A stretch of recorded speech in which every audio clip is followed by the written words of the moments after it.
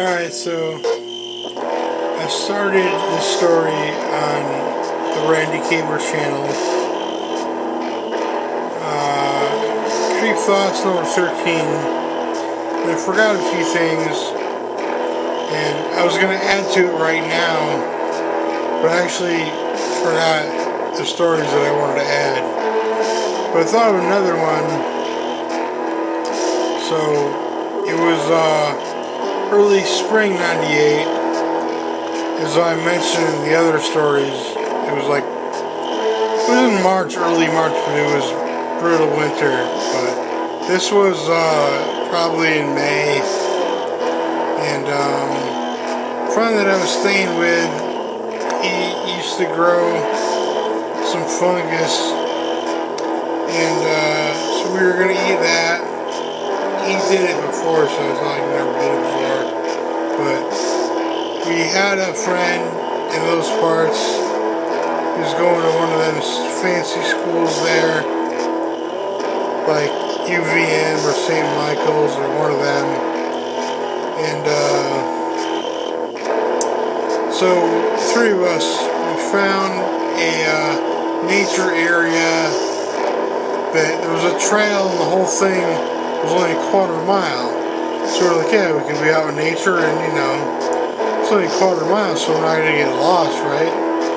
So we went to go pick him up at his house, and he was wearing a jungle safari hat, and he was listening to the Jefferson Airplane, White Rabbit,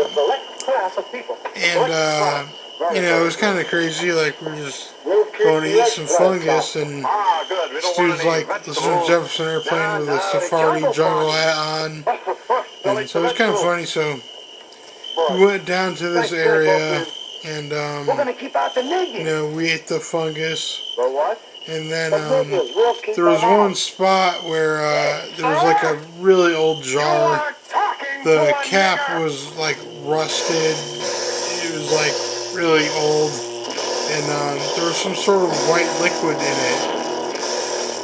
And he was trying to get this open, and we were just like, why? What are you doing? Like, why are you trying to open that container up? It's like pretty nasty. And he's like, I just want to smell it. And we were like, wow, that's kind of disgusting.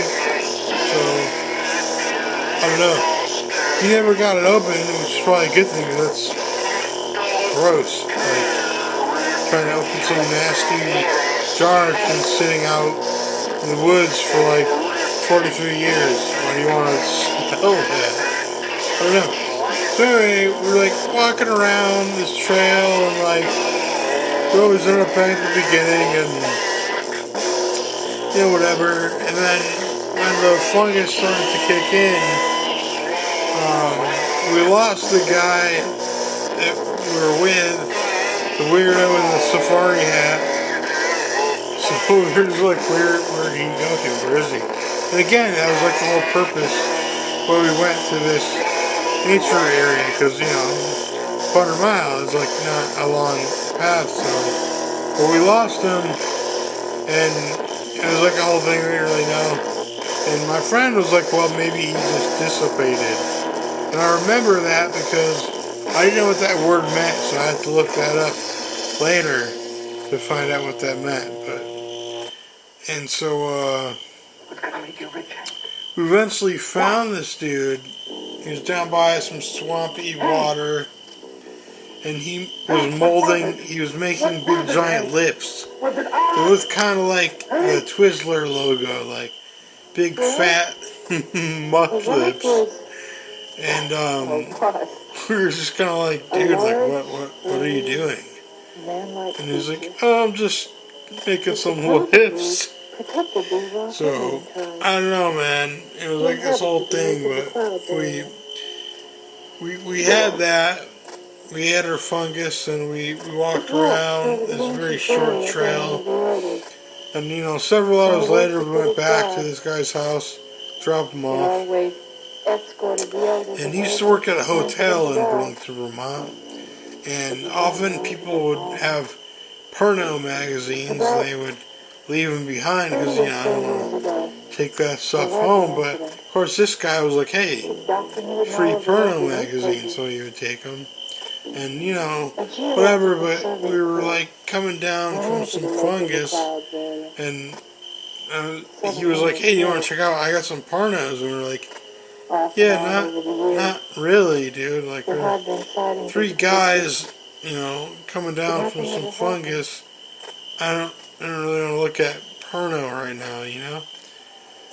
And he was just like looking at him, and one of them was Swank magazine. And he went to my friend, and he was like, "Hey, that's really interesting position, huh?"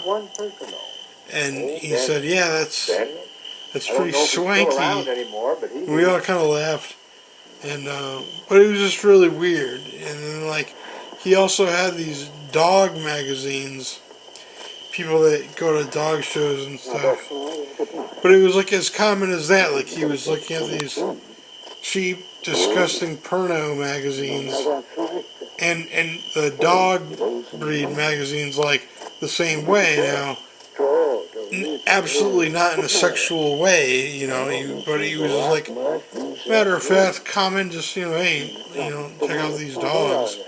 But it was also like, check out these women looking kind of swanky. So here you go. But hopefully I'll remember the other three stories I originally thought of, and we'll get back to this. But I'm just playing some of my tape. It's TZ Glitter the Blood tape from Night of the Bloody Tapes in San Antonio, Texas. He made about 10 tapes on his label. He also currently still does a zine. And, you know, this is that. So I was really happy because I already, you know, finally put one of my crappy tapes, you know, made it in pro production, and, you know, he did the artwork, so that's pretty nice. So, we think you drink too much. Think you got a problem. Yeah, I got a big problem. My best friends are fucking assholes.